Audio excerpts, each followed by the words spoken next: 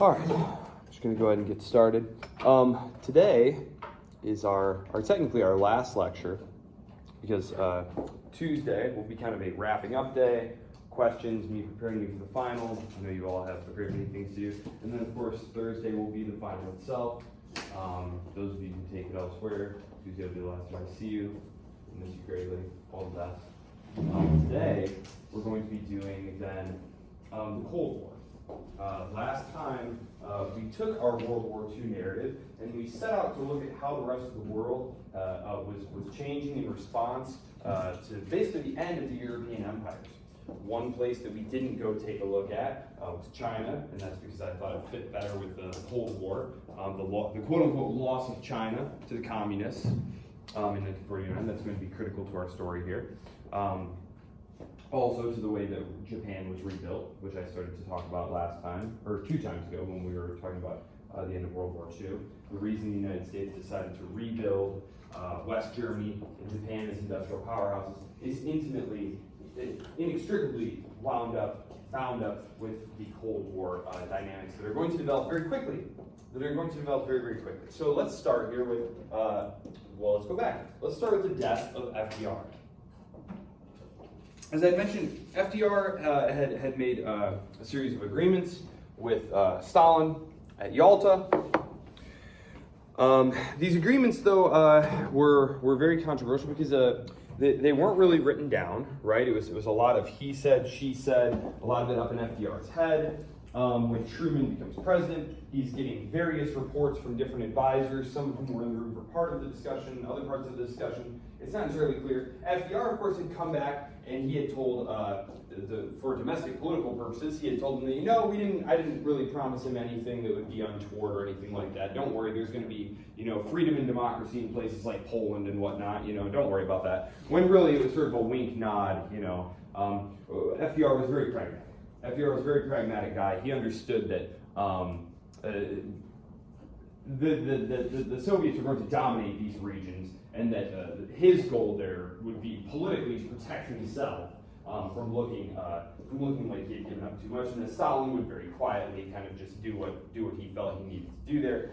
Truman, one thing I'll say about Truman is he lacked all of FDR's subtlety. All of FDR's subtlety. I'm not a big FDR fan, but I will say this. He had a real appreciation of the nuance that is required to constructively conduct geopolitics. He very much did not see the world in terms of black and white. Truman very much did. And almost as soon as he becomes president, important things to know about Harry Truman. Harry Truman, he was a senator from Missouri, my alma mater. He had been in the hat business prior to getting into politics. He had spent some time in World War I when the U.S. forces are sent over. He was part of the Democratic machine that becomes pretty much all-powerful over the course of the 1930s and 1940s. He's chosen very surprisingly, he kind of comes out of nowhere at the convention to be chosen for FDR's vice president. Burns, who's going to be the Secretary of State initially for Truman, a holdover from the FDR administration. He had been seen as kind of the front runner. But Truman becomes president. Truman has virtually no experience in foreign policy, and so he's very reliant on his advisors. But he does very much hate communism. I don't know if I mentioned this or in another class. When they're debating giving aid to one side or the other during World War II, he gives a speech in the Senate where he says, look, as far as I can tell, the commies and the Nazis, we hate them both, and the best thing of all would be to, if we see that the Nazis are winning, help the commies, and if the commies are winning, we should help the Nazis, and thereby make sure that they all kill one another so there's none of them left. So he was not amenable to making deals with Stalin, and as I said, right away, before the war is even over, there are cracks in the quote-unquote Grand Alliance, because he took the idea that like Poland was going to be free and independent very, very seriously, not as kind of a wink nod necessity. And so when reports reach him that the Soviets are arresting pro-Western Polish politicians and leaders who had actually been holed up in London during the war, calls the foreign minister, Molotov, to him in Washington. You summon the ambassador when you have a complaint. That's what you do. And he just proceeds to absolutely berate him. Molotov writes later that he had never been spoken to like that in his life. And Truman basically just tells him, if you don't want to get talked to like this, you just do what you're supposed to do then. And you go tell Marshal Stalin I said that.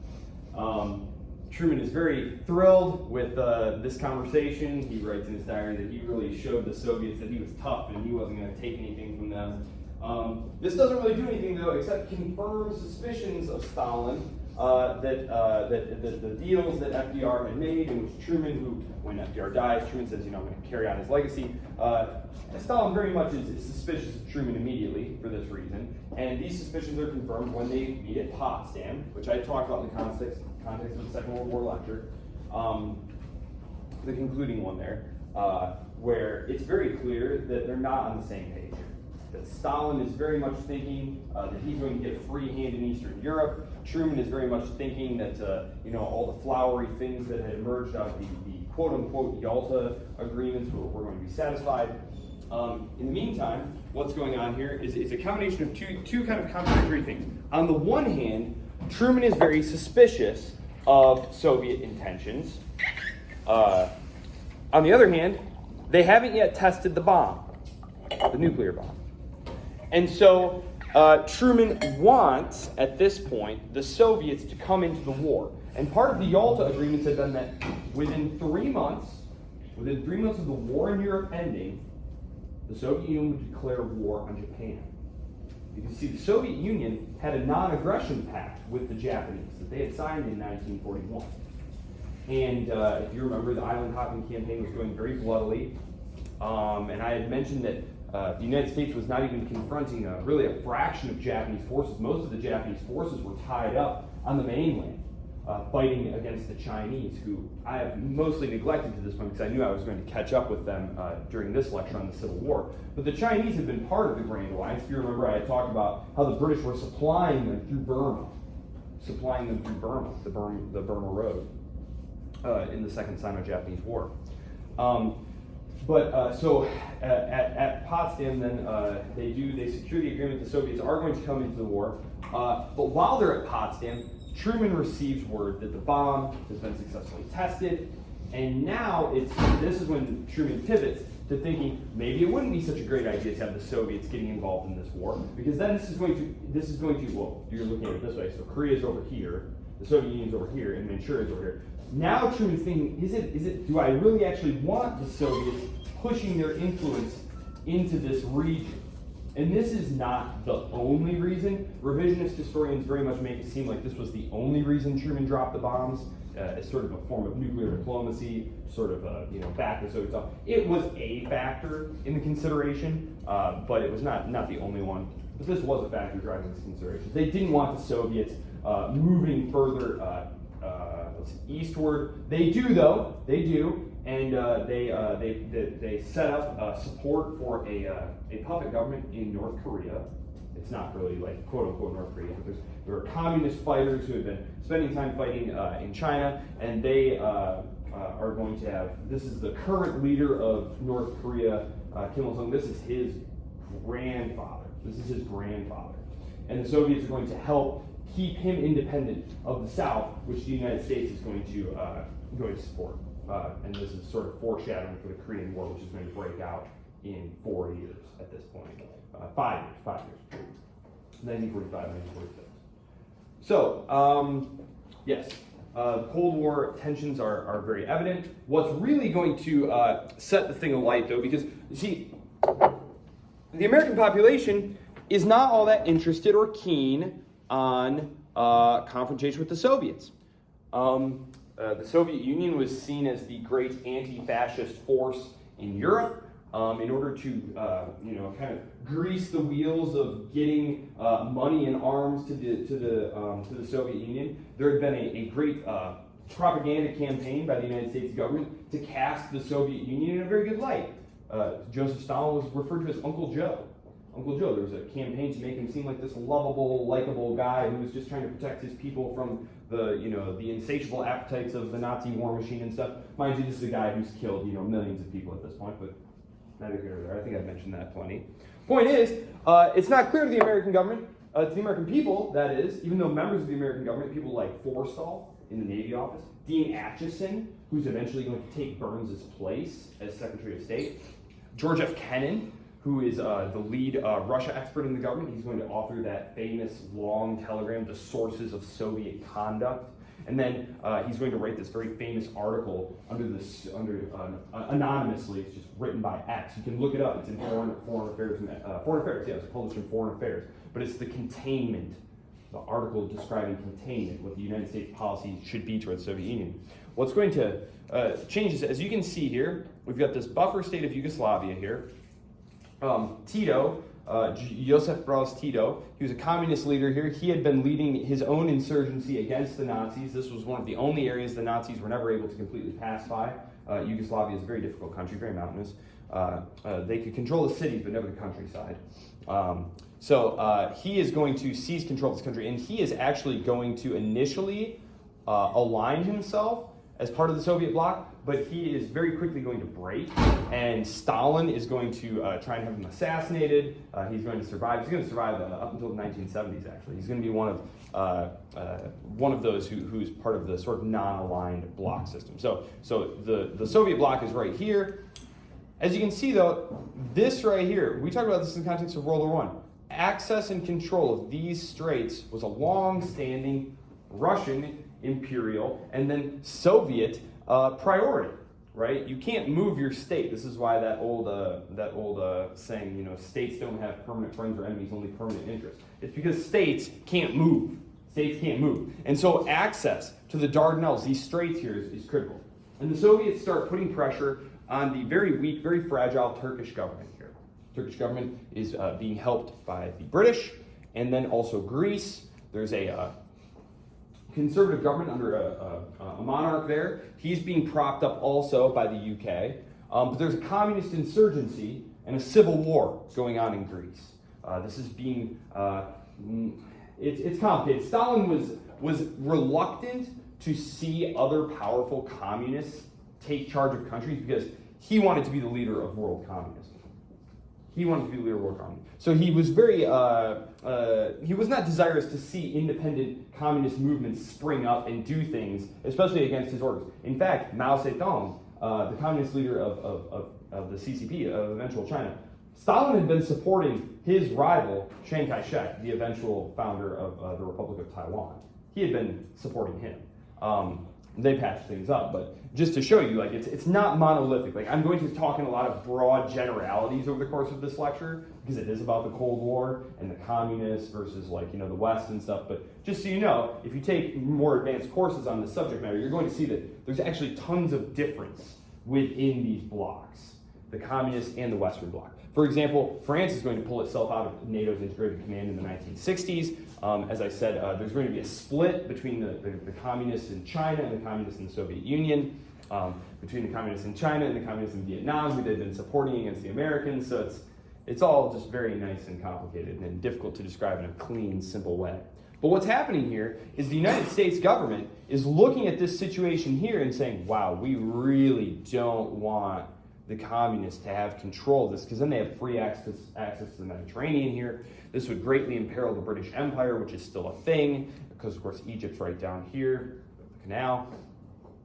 So what's going to happen here is the British government is going to come to the American government in 1946, 1947 and say, we're bankrupt.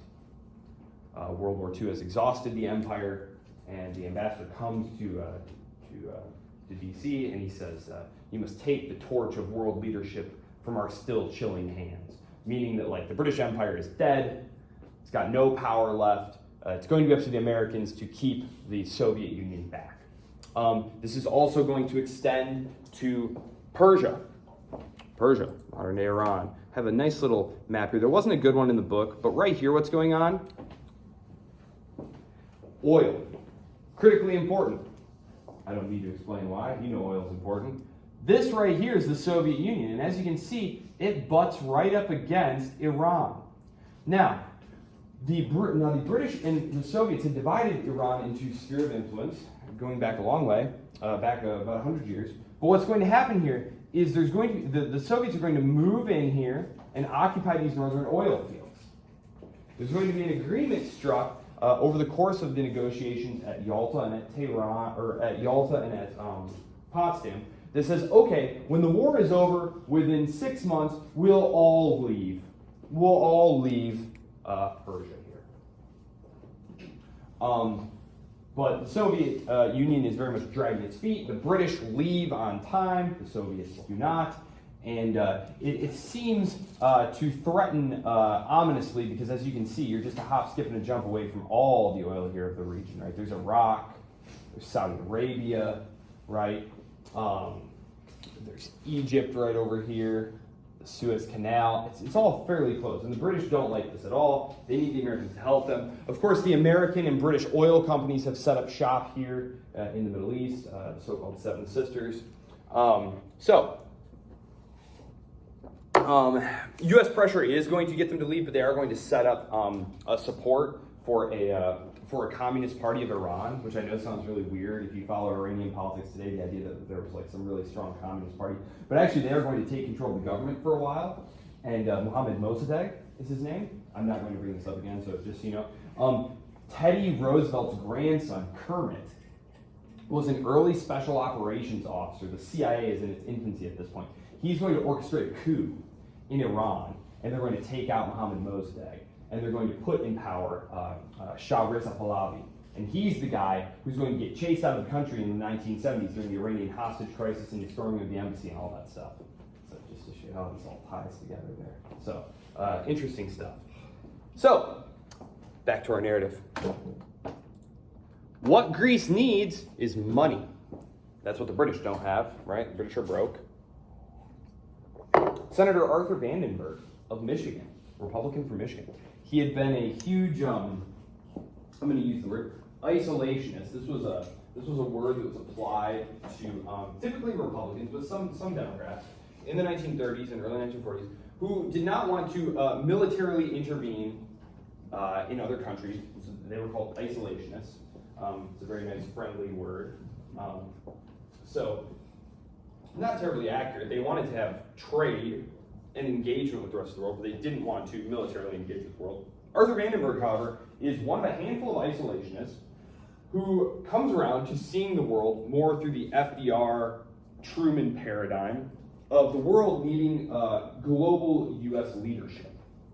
And so Arthur Vandenberg has this great about face. There was a really good book written about this by a University of Michigan professor, sort of a biography of this period in Vandenberg's life.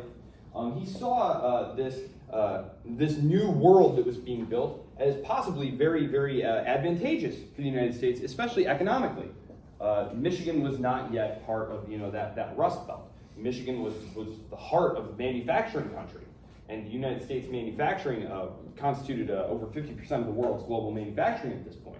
And so the idea that the Soviet Union might gobble up these other countries, well then those are markets that aren't accessible to American manufacturers anymore. So there are a lot of domestic political incentive structures that drive this move towards confrontation with the Soviet Union. Arthur Vandenberg is a great example of this because Harry Truman needs Republican support. He needs some Republican support in the Senate, and Vandenberg is one of those he can go to. And Vandenberg tells him, look, to get money for Greece, he's asking for a great deal of money for Greece, which it's not clear to Americans tired of war and who just want to settle back down and cut taxes and get back to life as normal. It's not clear why they need to give all this money to Greece. And so Arthur Vandenberg tells him, well, you're going to have to give a speech and scare the hell out of the country. And so Truman does just that. He gives an excellent performance. You can actually listen to it on YouTube. I'm not going to trouble you with it, but if you want to, you can listen to it. Where he essentially, Truman, casts the fate of democracy the world over to the fate of places like Greece, which is not even a democracy, right? This is a familiar trope for those who follow Cold War politics after that freedom everywhere is at stake unless we don't support, this government that, most of you can't point to on a map. In South Vietnam, for example, this is how the United States winds up in South Vietnam. Because we already see here the emergence of this idea of the domino theory.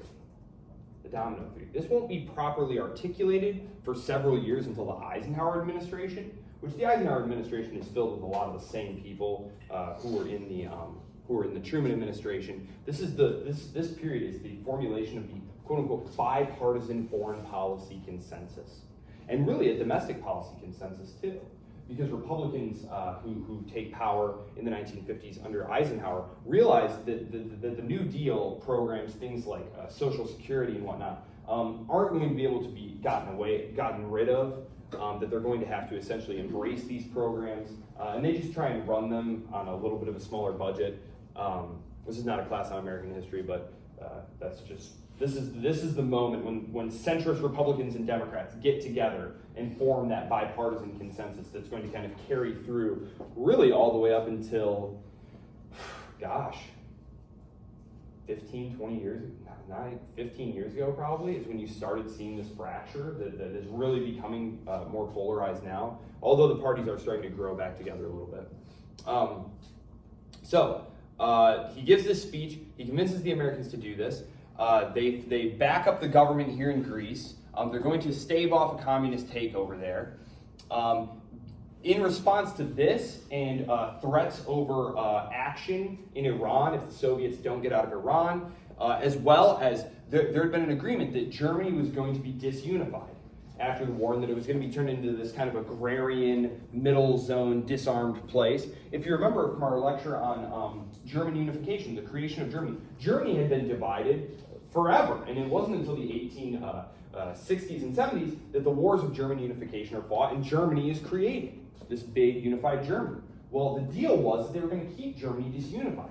Well, the western portions of the country, which I believe, Oloso and Wilford do have a good, Oloso and Wilford do. Yeah, this is Germany right here, occupied Germany.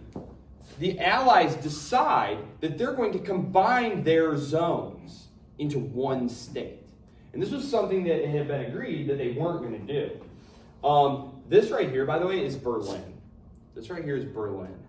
So when they talk about like Berlin being divided, and I'm going to talk about the Berlin airlift and the Berlin Wall. When I first started learning about this, when I don't even remember how old, I just kind of imagined that Berlin was like on the border here. It's not. It's nestled deep, deep inside Soviet-held territory here. So this is occupied Berlin. So you had Germany itself, remember, that was split into occupation zones, and then Berlin was also split into occupation zones.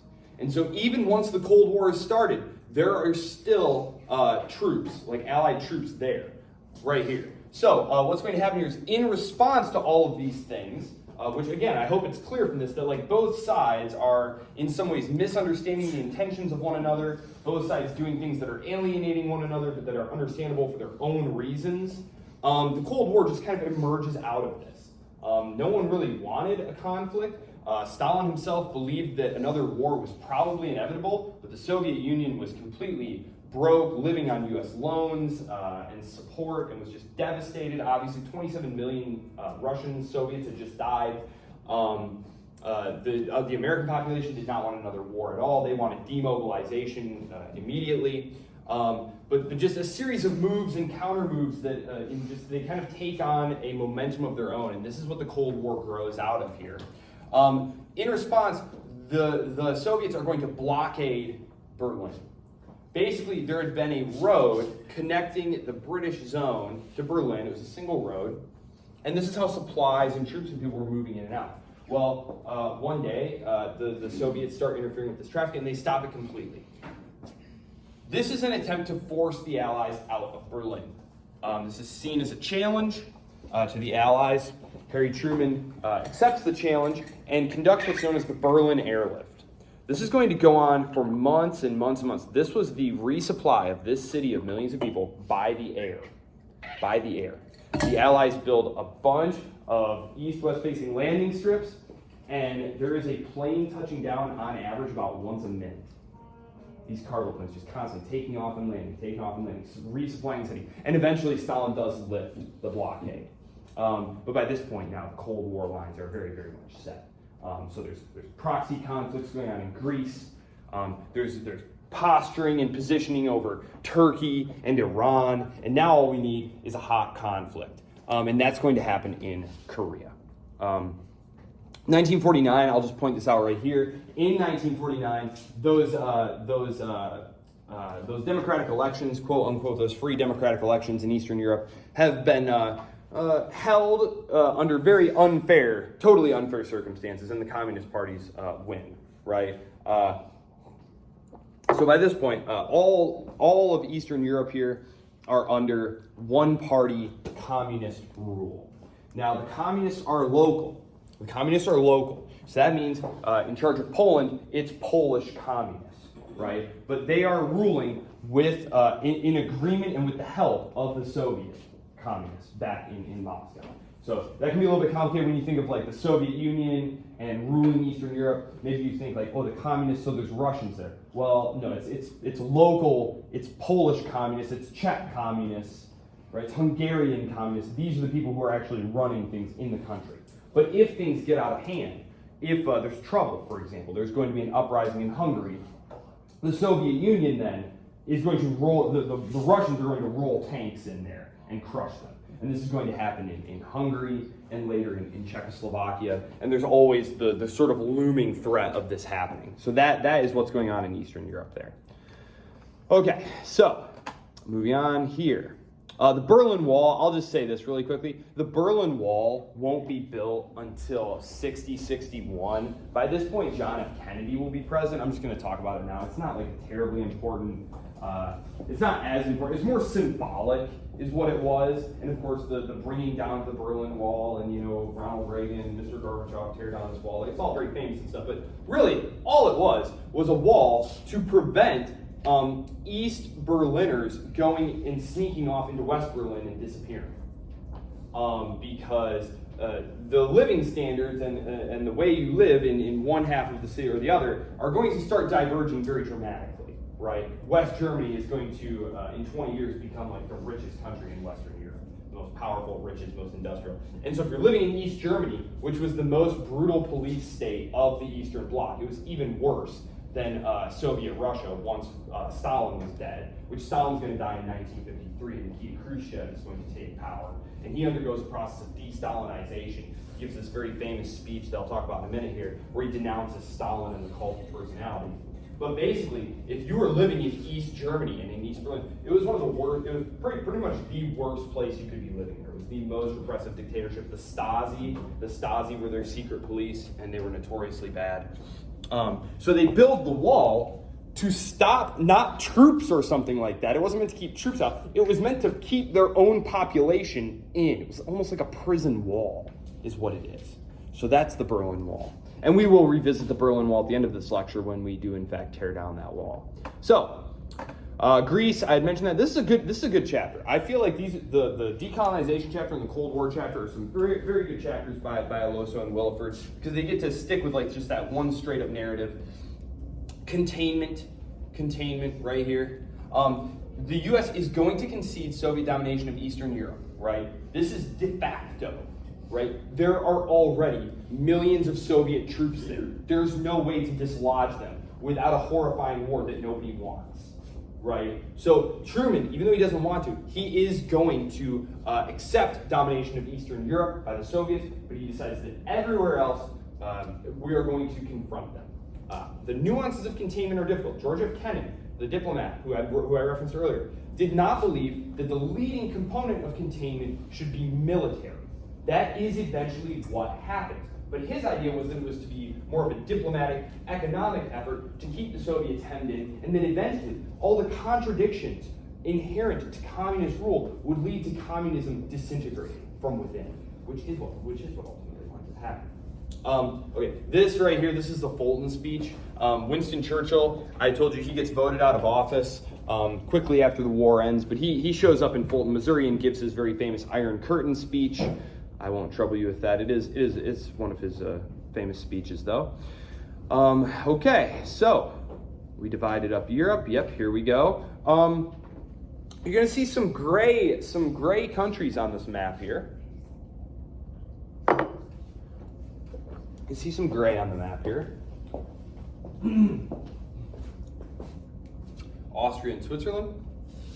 Austria was treated by the Allied governments as the first victim of Nazi aggression, and so was basically sort of excluded for anything that had happened during the war, and they're allowed neutral status. The Soviet Union agrees to this. The Western powers agree to this. This is Switzerland, of course, with its great history of neutrality, going back many centuries. And this right here, very interestingly, is Finland. Stalin was very uneasy with Finland. If you remember, the first piece of Soviet aggression during World War II had been the invasion of Poland with the Nazis. The second thing he had done, though, is he had tried to invade Finland. And if you remember, the invasion had not gone very well. They had gotten a little bit of territory, but it was a pretty embarrassing failure overall when you consider they outnumbered the Finns 50-1. The Finns are very nervous. Stalin, though the Soviet Union though is broke, devastated by war, they agree to a policy of what was known as Finlandization. Finlandization. This meant that it would be officially neutral, but it had to cede key naval facilities to the Soviet Union, and it could not make any foreign policy moves that would be contrary to Soviet interests. So it couldn't, for example, invite the British to set up a naval base there, or the Americans, or something like that, right? This is what was being proposed for Ukraine, which Ukraine is somewhere over, right, like right here, right? This was what was being proposed for Ukraine prior to the war, was the Finlandization of Ukraine. This neutral country that, technically speaking, had to adhere to the foreign policy priorities of a larger, more powerful neighbor, while ceding key naval bases, in this case, Sevastopol. Okay, so, oh, yes, some excerpts here from Kennan's famous long telegram there. If you take, what is it? Yeah, 20th century world history. I believe Dr. Edwards has you actually read that. That's one of the assigned readings. Because Kennan argues that Russian imperialism was just inherent, and that Marxism was just a new patina, a new verbal cover. It was just a new jargon for talking about what Russia had been doing for hundreds of years, which was expanding. Okay, so let's go to Korea. So let's see, where we got Korea. Well, I guess maybe I should make this first. So, we talked about the Marshall Plan. We talked about the creation of NATO. Yes, we are going to move over to, I guess I can wrap this up here. I'll wrap this up here for now, and then I'll move to Asia. So I said Stalin dies in 1953. There's going to be some immediate infighting within the Politburo. Beria, who had been in charge of the secret police, thinks he's probably got the inside angle here to get the job. He's head of the secret police after all. He knows where all the bodies are. He's got the guns, the power. But other members of the Politburo are scared of him for exactly these reasons. They see in him another Stalin coming. And they don't want another Stalin, really. What they'd like is kind of joint party rule by the inner circle, and we'll all kind of make decisions jointly, and there will be one nominal head, but he'll be accountable to this inner circle. So they combine to out him and eventually assassinate him very quickly. And Khrushchev, this very unlikely, he'd never had really any formal schooling. He's a peasant with a little bit of engineering training. He becomes the leader of the Soviet Union, and he gives this speech denouncing Stalin. It's a secret party speech, but it's leaked out. It's leaked out, and this is going to cause a huge split between the Soviets and the Chinese. This is the first thing that causes the split. As I'm sure some of you who've read ahead know, eventually the Chinese will become partners with the Americans in trying to contain the Soviet Union.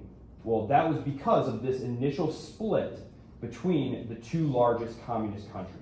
And Mao did not like that. Mao felt very threatened, frankly, by the idea that this great leader of the communist world who had made all of these advancements, who had industrialized the Soviet Union, who had built up this cult of personality, which hello, Mao's in the middle of creating a cult of personality. You don't really like a guy who's saying that you shouldn't do that, right? So let's go over and meet Mao. We're going to meet him. Let's go over here. Khrushchev is going to, just very quickly, Khrushchev is very much a true believer. All the guys who you're going to see here, so it goes Stalin, Khrushchev, Brezhnev, Gorbachev. Those are the four. Those are the four. So it's pretty easy, actually. Starting in the 1920s all the way to the end of the Soviet Union, you just have to remember those four guys. Stalin, Khrushchev, Brezhnev, and Gorbachev. So fairly easy to remember. Khrushchev, a true believer, he believes that communism is going to ultimately just bury capitalism, that it's going to be more efficient, more just, and that he tries to make a more humane form of communism, like to ending Stalin's use of the gulags as just this like large policy of social control. He's going to allow some democratic reforms in some of the Eastern Bloc countries, although he is going to order a crackdown in Hungary when things go too far. And this is going to be a continued problem, is that one of the great advantages of an open society is that you can allow processes to evolve naturally, and you can allow the politics and the economy and the society to develop in response to these unforeseen things. Whereas when the Soviet Union and their satellite states are trying to do something like make a reform here or there, processes will start developing which they couldn't foresee and which will quickly snowball into other things, and they'll immediately feel threatened. They'll immediately feel threatened and crack down. So it's not that as the Soviet Union and its Eastern Bloc countries get poorer and poorer and poorer relative to the Western countries, that the leadership doesn't see what's going on and don't want to do anything. It's that they fear doing the things that would make them richer and wealthier will threaten their own hold on power. So, we will get to more of that in just a minute. The Cold War in Asia. So, the Cold War in Asia. So, I had already mentioned that there was a Communist Party of China. We had talked about this going way back, and so I'll just remind you, because we talked about this during the context of like the build-up to World War I, I think, or the aftermath of World War I. There was a Chinese Communist Party, and then there was a Republican Party of China, the Kuomintang. I'm just going to start calling them KMT. That's what they're called today. You can find them on Taiwan. They're one of the ruling parties there. They are fighting for control. Together in the 1920s, they're fighting against the warlords. Remember, these had been the regional generals and military governors who had sort of created their own little personal fiefdoms in the late teens, early 20s. Okay, together, with Soviet aid, they make a great drive to the north and eliminate the warlords. Chiang Kai-shek, the leader of the KMT, immediately turns on the communists and massacres as many of them as he can get his hands on. The most famous massacre was the Shanghai Massacre in 1927. Mao and the rest of the communists go underground. China's a very big country. It's very jungly in the south, very mountainous to the west. Easy places to hide. It's very hard for Chiang Kai-shek to get at them. And of course, you also have Japanese encroachment, because now we're in the late 1920s, early 1930s, and we know that in 1931, in response to the conditions created around the globe during the Depression, Japan is going to invade northern China in Manchuria. And so Chiang Kai-shek has other things going on. And over the course of the 1930s and 1940s, as this battle with Japan is raging, there's going to be a series of collective actions together. It's kind of this, it's very hard to condense into like a simple narrative, but like sometimes the CCP, I'm just going to start calling them the CCP and the KMT, so the commies and the Republicans, they're working together sometimes against the Japanese, but then they're also trying to fight each other and win position against each other, because they understand that like eventually the Japanese are going to be defeated. Eventually, the Japanese are going to be driven out. This one tiny little island can't possibly, for all time, dominate and control China, right? Remember, Chinese history, they've seen many invaders come and go. Eventually, they go. And so they're both trying to set themselves up to win control of the hearts and minds of the population for the battle after. And the communists do a way, way, way better job at this than the KMT. The KMT come off as very corrupt and brutal, and part of this is the fact that they're the actual government who's presiding over this awful hyperinflation and all this exploitation, whereas the commies can sort of come into the village and be like, oh man, if we ran things, that's not how it'd be way better, way better. You know, it always sounds better when you can make all the promises and not have to deliver anything. Anyway, they do. They very easily defeat the KMT afterwards, as soon as the war is over almost. The U.S. government is trying to broker a peace between them. They send former Secretary of State Marshall. They send Marshall over there, the Marshall mission, and his job is to try and convince the Republicans under Chiang Kai-shek to make a coalition government, a popular front government with some of the communists. This had been what they tried to do in the 1920s before Chiang Kai-shek had turned on them and killed them all. and or tried to kill them all. Wasn't able to kill them all. But by this point, not only does Chiang Kai-shek not want to do this, Mao Zedong doesn't want to do this because Mao can read the writing on the wall here.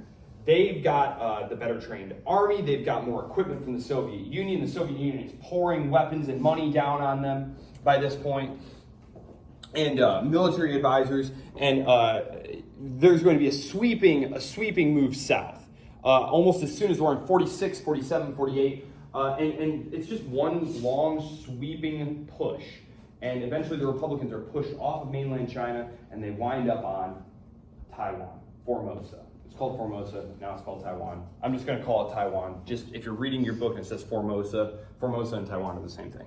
Okay, so what's gonna happen here?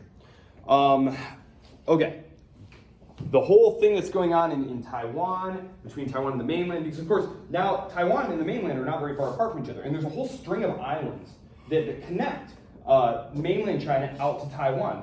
Islands like Kinmen Island, which you can literally like see from the shore, right? Well, what's happening here is the CCP are like bombarding these islands with artillery fire, and the Republicans have artillery set up. They're firing back and forth. There's a hot conflict going on. What's going to happen that brings the United States into this conflict is the Korean War.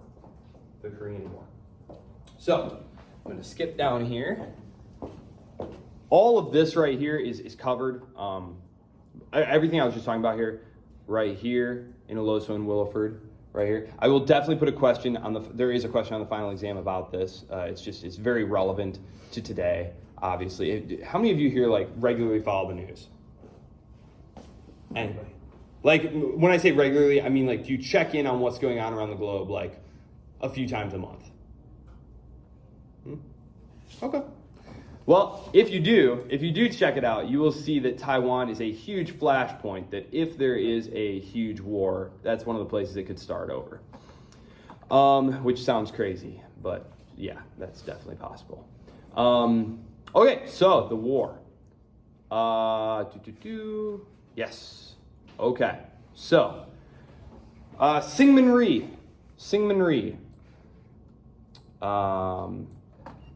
And there's Kim Il-sung right here, grandpa, the guy who's in charge today. So the Soviets are looking to set up a buffer state here. I'll pull up a map here so that you can kind of see what we're talking about here with the Korean Peninsula. Okay. Yes, okay. So, just so we can familiarize ourselves with our East Asian geography here, there's Taiwan right there, okay? Here is Japan. By this point, the Soviets are all up in here. Communist China right here. This is North Korea. This is South Korea. Okay, so what's going to happen here is there's going to be two puppet governments. One in North Korea, aligned with the Soviets. One in South Korea, aligned with the United States. The same exact thing is going to wind up happening down here in Vietnam, right?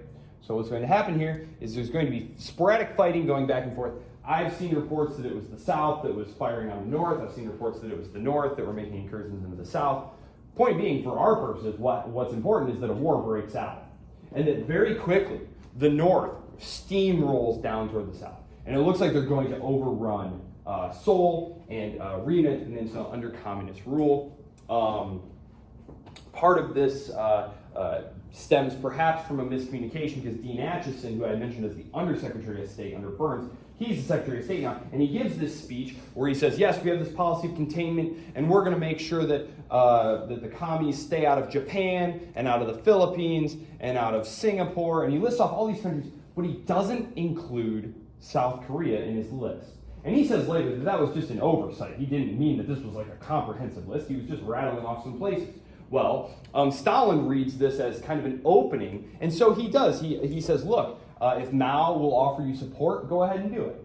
Go ahead and do it. Stalin here is being very self-serving too. He wants pressure off of him in Eastern Europe because the Cold War tensions are heating up, but he's not ready for another war. And so he would love nothing more than for the Americans to get bogged down in a fight over in East Asia, which is exactly what happens. My grandfather actually gets shipped almost directly from Europe to Korea, actually. He stops home for like 10 minutes. So that's where we're at here. Korea. The United Nations, the United Nations Security Council, which the Soviets were refusing to participate in. They could have blocked this. They could have blocked this if they had chosen to participate, but they didn't. And so the United States is able, under Harry Truman, is able to declare a mission, a police action. And so a U.S.-led United Nations force is going to land and attack and push the North Koreans back across the parallel there that still divides the country for the day, 34th parallel. However, what's going to happen here is MacArthur, who, that's this guy right up here, this guy right here, General MacArthur. He's going to be the one who leads U.S. occupation forces in Japan. He is going to push past the 38th parallel here. I'm sorry, the 38th parallel. He's going to push past this here, and he's going to approach the Yalu River. Now, at this point, reports are filtering in that masses of Chinese troops are on the other side of the border, and that there's worry that if the United States gets too close to the border, that they'll attack. Now, again, it's hard to know exactly what motivated this, whether it was a desire to maintain a buffer between South Korea and Communist China on the part of the Chinese Communists, or whether or not Mao was afraid that the plan was really just to use North Korea as a beachhead and that they were really going to pour across the border into China itself and attack Communist China. But he does order forces across the border. These are, technically speaking, volunteers. Mao wants to support the North Korean communists, but he does not want to be in a war with the United States. And so these millions of Chinese troops who are going to come flooding across the border here are technically volunteers. And there's a lot of this going on both sides. Nobody wants this to escalate into a major war between like the Soviet Union and the United States. And so there's going to be a lot of sort of turning a blind eye to things. For example, there's going to be dogfights that go on between American fighter planes and North Korean fighter planes, but everyone actually knew, the leadership of both sides knew that like those are Soviet planes being flown by Soviet pilots, fighting American pilots in American planes. But that was something that was just like, it'd be better if we just didn't say anything about that. Let's just let that go. So there's already an understanding here that they don't want the war to spill into a hot conflict between the two superpowers. So the really bad battle here is because, again, the U.S. forces are storming forward here, and we still don't have like satellite imaging and stuff, and so it's kind of weird to think about. But we're still at the point where theoretically a very large force could be coming on you, and you wouldn't know about it until they were basically right on top of you. And that's exactly what happens at a place called Chosin Reservoir. The Americans are hit there very hard, many casualties. It's the most violent conflict that we're going to have in the post-war period, actually. And after several years of fighting, as you can see, there's a great interactive map here. That's one of the things I like about this electronic textbook. There's going to be an armistice line drawn pretty much at the exact same place where the war started. And that war is still technically ongoing. There's never been a treaty that ended the war. It was just sort of a ceasefire and a truce. So that war is technically still ongoing. So, you probably heard recently that, when we left Afghanistan, it had been the longest war in our country's history. Technically speaking, the Korean War never ended. Although technically speaking, we never declared war in Korea. It was technically a police action under UN auspices. This is also the first time the U.S. is going to send troops to fight in the modern period with no declaration of war at all. And that's going to become a new habit of presidents. They will simply deploy troops for special purposes, right? We never declare war against Vietnam, right?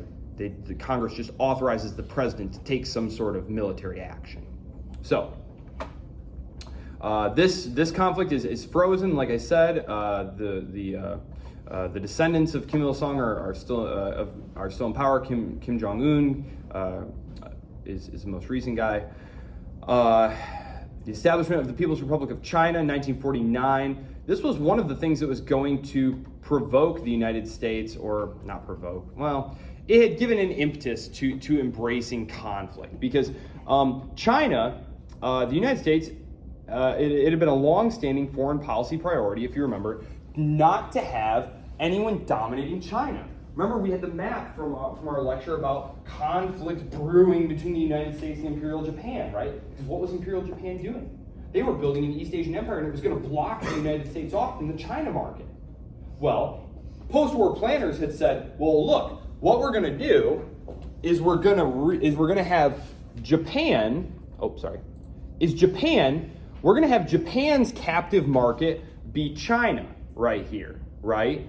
This is one of the reasons that ultimately Japan's industrial products are going to be sent to the United States, is because that market's no longer there. But what's going to happen here is the United States is rebuilding Japan to be an industrial, capitalist, democratic bulwark against Soviet expansion in this direction. And Japan's industrial capacity is going to be sent to China. China is an agricultural society, had been for a long time, and so the idea here is that Japan will be a bulwark, a military bulwark against Soviet expansion here. And their industrial surplus will be dumped on China, right? Well, the loss of China is what's going to cause American planners to eventually open up the market to Japanese products in the 1960s and 1970s, which is going to be very destabilizing for American manufacturers. But that's why that happens. And in 1949, there's a huge freak out because someone's lost China, this long-standing foreign policy priority, to have China be part of the U.S. orbit, to have access to it from the United States. The worst of all possible things has happened. The commies have taken over China. Whose fault is this? This is going to spark the second Red Scare. Remember, there was a brief Red Scare at the end of World War I, where young J. Edgar Hoover had convinced A. Mitchell Palmer at the Justice Department that there were commies under everyone's bed, and that on May Day of that year, they were all going to jump out and surprise everyone and bomb everyone to death and take over the country, which didn't happen, and everyone kind of laughed and forgot about it. Well, at the end of World War II, the same kind of thing happened. That, some duplicitous activity must have happened, some kind of nefariousness at the highest levels of government to allow China to be taken over by the communists like this. And so they create the House Subcommittee on Un-American Activities, right? This is the McCarthyite period, where anyone and everyone can fall under suspicion. You're going to have to take a loyalty oath. They're going to call you in to testify against your friends and family. There's going to be all sorts of highly unconstitutional activities going on there. But this is what sparks it, is the quote-unquote loss of China. Loss of China. Mao Zedong. So we're going to talk about Mao here. Okay, so. Oh, yes, I'll bring up Taiwan here. So, I had said that the status quo situation here is a function of the war. Well, what happens here is the North Koreans are attacking the South, right? And the commies here are attacking the Taiwanese. And it all just starts to look like, oh my goodness, the commies are spreading everywhere and they're going to take over the world, right? And so Eisenhower, who becomes president during the Korea conflict, and who's a big believer in this idea of domino theory, that if you let one or two countries go communist, that it's going to be like a tidal wave. That if you have a whole row of dominoes set up, is what he says, if you flick one domino over, it's only a question of time. You already know what's going to happen to the domino at the end of the row. So we can't allow that single domino to fall. And so, as Korea is going on, he decides that Taiwan can't be allowed to fall. So he sends aircraft carrier task forces through here to settle this down. He threatens to nuclear bomb China, actually, if they don't lay off. Eisenhower does. Eisenhower would threaten to nuke everybody. This was part of his attempt to cut the budget, actually. Eisenhower was very, very concerned because he inherits this enormous national debt from FDR and Truman, and he believes that large amounts of debt are going to cripple the United States and bankrupt it in the long run, and that we have to do something about the debt. And we can't have this giant military that's sucking up all these resources. Instead, what we'll have is tons of nuclear weapons. They're way cheaper. You don't have to pay them health care or a salary or anything like that. And our policy will be one of massive retaliation. That we'll just have the ability to retaliate so drastically, so incredibly with our Air Force and our nuclear weapons that no one will dare defy us.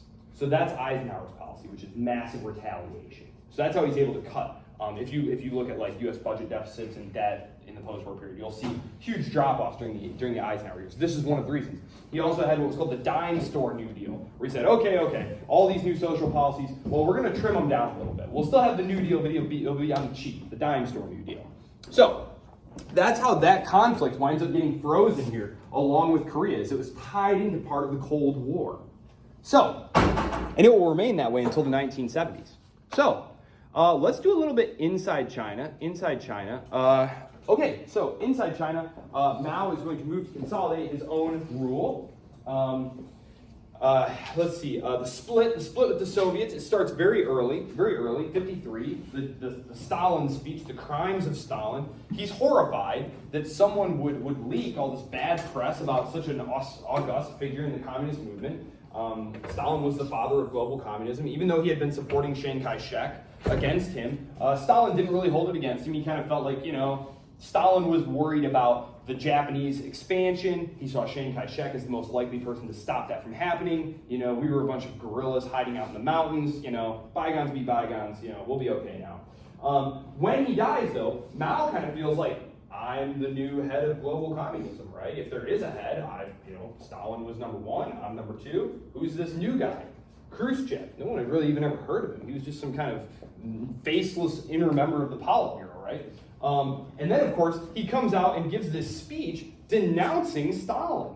And so this is going to set off a conflict between Mao and Khrushchev on a personal level. Khrushchev will do a couple of things that Mao reacts very strongly against. He'll ask the Chinese communists to open up Chinese territory for like Soviet listening posts and stuff like this, and Mao will completely flip out on him. Say that these are blatant violations of Chinese sovereignty, and that Khrushchev is trying to colonize China, and Khrushchev will be aghast at this, and he'll go to Beijing. He literally goes there himself, goes to Mao, and says, "Oh man, I'm so sorry.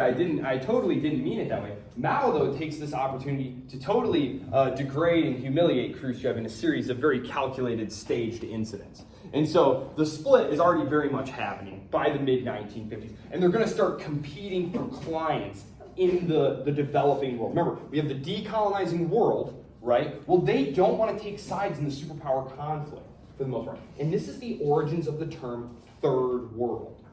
Third world country came to eventually mean like country that's kind of poor, and now we call them like a developing economy or an emerging market or something like that. But originally, third world meant that okay, you have the first world of countries lined up against the second world of countries in this Cold War. Well, we're going to be away from that. We're going to be our own third world block of countries. We're not going to have any part in that super. It was a big block of neutral countries. It was countries like Yugoslavia and Indonesia, and a lot of the decolonizing countries like India. India was probably the most important. They both tried to woo India very strongly. To this day, that continues. India is a very strategic middle ground player there. So the Chinese and the Russian communists are competing for influence among these various communist parties in these countries. And it's very interesting. You're going to eventually have clients of the Soviets fighting clients of the Chinese communists by the 1970s. The United States government is very, very slow to understand and appreciate that global communism was not some monolithic block, and that there were all these competing interests going on within it. The earliest paper that I can find, Dean Acheson actually gives a speech in the late 1950s, and then there's a RAND Corporation paper. Are you guys familiar with the RAND Corporation? The RAND Corporation is like a CIA type think tank.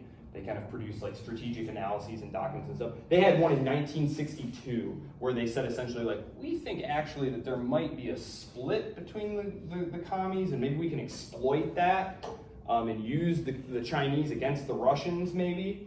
And eventually Henry Kissinger and Richard Nixon in the late 1960s, early 1970s will embrace that strategy. Which we're going to get to in just a minute. First, Mao needs to start going pretty crazy in China, because he realizes, much like Stalin before him, that, oh my gosh, the revolution, far from happening in this great industrial developed proletarianized society like Marx had predicted, it's actually taken place in this horribly backwards agrarian society. How are we going to defend the revolution? We don't have any industrial capacity. Remember, at this point, industrial capacity, it's always been the case that if your state can't militarily compete with its neighbors, it's going to be destroyed. Well, it needs industrial capacity. And so Mao does the typical thing. Collectivizes the agriculture, tries to boost heavy industry. Much in the same way that Stalin did, it's going to result in millions of deaths. Millions of deaths. This is highly disruptive and unnatural, and it is going to produce some results, but it's going to be wildly disruptive and kill a ton of people. The Great Chinese Famine, 55 million people. 55 million people. And it's just incredible. And one of the things about these societies, and this is yet another of the 100 reasons that they will be outcompeted eventually by the West, is because economies and societies, especially economies, they rely on information. Accurate decisions can only be made with accurate information. And these communist societies were so governed by like secrecy and fear that Mao would have people outright lie to him about how much grain did your people in your district produce. It's like, oh, so much grain. We're doing such a great job. Don't kill me, right? Well, Stalin thinks they're running like a grain surplus. The same thing will happen actually in the Soviet Union. When they think they have so much grain, the leadership thinks, oh, well, we're doing great. We can afford to send some overseas and make a little bit of money selling these exports to boost our industrial capacity. When in fact, there's people starving to death all over the place, right? Which is just insane, but this is what's happening. Another horrible thing, the Mao, to boost productivity in like making iron, Mao gives each like community a quota of like iron they're supposed to produce. So there's like people building smelters, furnaces to smelt metal in their backyards. And they're so desperate to meet their quotas that eventually they're throwing their farming equipment in there to melt it down to meet their quotas, which is only going to magnify the results of the famine. Another one of those weird misincentive structures is going to be in the Soviet bloc countries. Output is going to be measured by tonnage rather than by like unit. And so like for example, you'll have like a quota of like scrap iron you're supposed to produce, right? Well, it'll be more efficient for you to just produce like one really huge piece or like a few really huge pieces rather than producing like lots of like maybe thin pieces of metal that we might need to make like high-grade electronics, for example. It's bizarre. I mean, eventually you had them creating chandeliers and like light fixtures that were too heavy to be hung from ceilings, right? Cars that were just hopelessly heavy and clunky and gas guzzling and cost insensitive, because of course the industries didn't run based on profit, right? They ran based on state subsidies. So one of the 100 reasons that the Eastern European bloc is going to collapse. And really, the only reason that the Chinese Communist Party stayed in power and were able to create such a prosperous society in China as we see today is by embracing markets. By the 1960s, things are so fraught between the Soviets and the Chinese that they fight a little war. They fight a little war between each other. It's very small scale. It's mostly like small scale ambushes on their northern border. But Moscow phones Washington and says, hey, we're thinking about nuking Beijing. Would you be okay with that? And Washington says, no, don't nuke Beijing. We would prefer that you not do that. And so Mao, realizing that the split between he and the Soviets is pretty much irreparable, he needs access, to diplomatic cover and support and loans and things of that nature. He opens to the United States. Basically, what happens here is the United States and China. They both basically the enemy of my enemy is my friend, right? They both don't like the Soviet Union, and so they get together against the Soviet Union.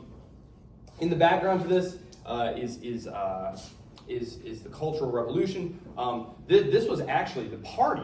The Chinese Communist Party realizes that Mao's policies with the Great Leap Forward, with like the changes in industry and farming stuff, is killing tons of people and not working terribly well. They try to sideline Mao. And so to destroy the party and keep himself in power, he creates the Cultural Revolution. This is where you have those crazy students, dragging their parents and teachers out into the street and like whipping them and killing them and stuff, and they're sending the intellectuals into the countryside to do hard labor. That happened to Xi Jinping's father, actually. Xi Jinping's sister actually kills herself. That's the leader of China now. So he was very much shaped by that. So very different youth experiences between him and someone like Joe Biden or Donald Trump. Educated people beaten, terrorized. 3 to 10 million people. Again, just the number of deaths that occur from in China. It's incredible. Yes. So. Yes, because I see I'm running out of time here. Okay, so 10 minutes. I don't want to do this. Okay, the Vietnam War. I don't know exactly how much I need to talk about this. The French had tried to reassert control over their colony there, which I mentioned last time. The United States gets sucked in there. The United States chooses to go in there, whatever you want to say. They lose the war. They lose the war, obviously, and the region doesn't go communist. Right? The domino theory proven to be false. Right? We have a country, it goes communist. The rest of the region does not go communist. That's what I'd say about that. And they immediately start fighting with all their other neighbors, including the Chinese. The last war the Chinese fought was against their former clients, the communists running Vietnam. And again, it's just to highlight that these ideological trends and things that appear monolithic, it's really about interests and about sovereignty and about resource access. So let's end the Cold War. Things are going very poorly in the Soviet Union because in the 1970s, what happens, I mentioned this with the oil crisis last time, the price of oil goes way up, right? Well, right at this exact moment in the early 1970s, the Soviets discover that there's tons of oil buried in Siberia. Whoa, great. All right, even though our economy is really struggling, that's fine, because now we have tons of oil we can sell for tons of money to subsidize all the rest of our inefficient industries and to build up our armies and to build up our nuclear forces. This is the period under Leonid Brezhnev, where they're actually going to pretty much reach rough parity with the United States military forces, the 1970s. Leonid Brezhnev, I need to introduce him.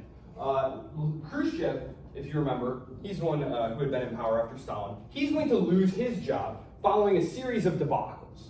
One of them is the Cuban Missile Crisis. Now, I'm assuming you've all heard of the Cuban Missile Crisis, missiles in Cuba, right? The Soviets put missiles in Cuba. John F. Kennedy is alerted to this. Kennedy follows Eisenhower. Kennedy feels he is being tested. This is, at the same time, the Berlin Wall is being put up. Kennedy feels that he's being tested. He says, we're going to blockade Cuba. We're going to blockade Cuba. Khrushchev, realizing that his gamble has failed, retreats, essentially, in exchange for a private promise that the United States will remove its Jupiter missiles from Turkey. But this is going to result in him being removed from power. There's a whole host of reasons. That was one of the primary catalysts here. Was he was just seen as too much of a loose cannon, too unpredictable. Leonid Brezhnev takes power. He is not going to attempt to do anything like liberalize or anything like that. He's more concerned with holding on to the gains that they've made, building up Soviet military capacity. Of course, the oil wealth is pouring into that, enables him to do this, and to conduct sort of a wide-ranging foreign policy abroad, subsidizing these various third world movements in places like Angola, in Ethiopia, in Vietnam. However, what happens in the 1980s? What happens in the 1980s is oil prices crash back down. Remember, we saw that on the graph last time when we were talking about decolonization. Well, if you've been planning out a budget based on assuming that oil is going to be, say, $70 a barrel, or $80 a barrel, or $90 a barrel, but somewhere in that region, and all of a sudden, for a long stretch of time, oil is $20 a barrel, that's not really going to be sustainable. It's going to cause some serious problems. And this is exactly what happens. This cripples the Soviet economy, as well as the Eastern European economies that were tied to it, right? The Eastern European economies are getting their oil at a very cheap discount from the Soviet Union, and then they're sending their manufactured goods back into the Soviet Union, right? So it's like its own little block system there, with its own economy. This is not a situation that's going to be able to last. When Gorbachev takes power after Brezhnev and so Brezhnev dies, and then in quick succession, like 2 or 3 other leaders who are very, very old, people like Yuri Andropov, they're all going to die very quickly. Reagan is going to say, how can I deal with the Soviets if none of them can stay alive long enough for me to talk to them? Well, Gorbachev takes power, and Gorbachev recognizes that in order to safeguard communism, this is important. Gorbachev was a diehard believer in communism. He just believed that communism, in order to survive, it needed to break off its globe-spanning, efforts at, propping up these other parties, and to embrace reform inside the Soviet Union. And so the 2 key words that are associated with Gorbachev are perestroika and glasnost. Perestroika and glasnost. These were two policies that were aimed at, 1, opening up intellectual society so that there could be more free discussion of ideas, and number 2, reforming the economy to reflect supply and demand pressures. Again, whether or not your enterprise, Noah, receives oil for its factory is just a fact of whether or not you're a good party man. You a good party man? You support the party? Okay, I know you do. Here's some oil, right? What are you making? Doesn't matter. He's a good party man. Not relevant. right? Maybe you're dipping some off the top. Probably you are. You know, you've got your own network of cronies to take care of. That's we're keeping the system stable here, okay? That's what this is about. And Gorbachev realizes that, like, look, this can't go on. This can't go on. The system is falling apart. However, his efforts at opening up and decentralizing authority are going to further empower local elites who, and this is critical, let's go back and look at this map here. Well, here, I'll tell you what, I'll pull it up. USSR with border, with internal border. Let's see, the internal borders of the Soviet Union. No picture, I want a map. Yes, okay. As you can see, the problem with this is that you have all these ready-made national republics ready to secede from the Soviet Union, right? Because all the different ethno-linguistic groups within the Soviet Union are all concentrated in one place. Remember, at the end of World War I, what happened to the Austro-Hungarian Empire? It immediately disintegrated along national lines, right? This is exactly what's going to happen to the Soviet Union. In 1988, Gorbachev is going to cut a deal with Reagan's successor, George H.W. Bush. They're going to say, no more Cold War. No more Cold War. He had convinced Reagan to sign a series of arms reduction treaties, and in 1988, Gorbachev says, look, we don't want to do the Cold War anymore. This is a huge drain on all of our resources. It's dangerous. I'm trying to reform the Soviet Union inside. We need to call off the Cold War. So in 1988, the Cold War is called off. However, in the ensuing 3 years, Gorbachev's efforts at reforming inside the Soviet Union is going to simply lead to its disintegration. Because all of these countries here, like I said, we have Latvia, Moldova, Ukraine, Armenia, Kazakhstan. Again, you have all of these national republics just ready to break away as soon as central power fails. And what's going to happen actually is some hardliners. This is one of the great ironies. In an attempt to stop what Khrushchev is doing, he was the first attempt to reform. Gorbachev, in order to stop what Gorbachev is doing, some communist hardliners basically kidnap him. He's at his resort home, taking a little break from the action. They show up and they basically say, we can't let you leave because there's an army coup in progress and we're going to reassert party control. Okay, in your name, Mr. General Secretary Gorbachev. However, very quickly, the army realizes that they have no support. And the president of the Russian Soviet Socialist Republic, because remember, all of these are individual Soviet Socialist republics. The Soviet Union is all of these nominally independent Soviet Socialist republics whose unifying tie, the thing keeping them all together, is the Communist Party. But there is a president of the Russian state. There is a president of Ukraine. There is a president of Kazakhstan. But they're all nominally under control of the General Secretary of the Communist Party, Gorbachev. This attempted coup fatally undermines Gorbachev's power. And he is essentially dismissed and done away with by a combination of the leaders of Belarus, Ukraine, and Russia. The guy from Russia, his name is Boris Yeltsin. He will be the first president of a Republican Russia in the 1990s. They meet at a little hunting lodge in Belarus, Yeltsin and the leader of Ukraine and Belarus, and they agree that they are going to secede from the Soviet Union. The Soviet Union cannot survive without these constituent parts, and it's basically a run right out the door. And that is how the Soviet Union winds up collapsing. It attempted to reform itself from within and collapsed as a result. Cold War had been ended prior to that. Oftentimes it just gets condensed into the Cold War was ended by the Soviet Union collapsing. The Cold War had been ended prior to that in 1988. In 1989, the Berlin Wall will come down, essentially as a result of a bureaucratic miscommunication. Basically, the last Habsburg, which you're like, what the Habsburgs? What are they doing back in the story? Basically, the grandson of the guy who had been the emperor of Austria during World War I is still alive, and he invites, remember Austria had been in a neutral country, he invites all these Eastern Bloc members to this huge open-air picnic, and a bunch of them start crossing the border here. Remember, they were a neutral country. They start crossing the border here, right? And the Soviet government doesn't really do anything about it.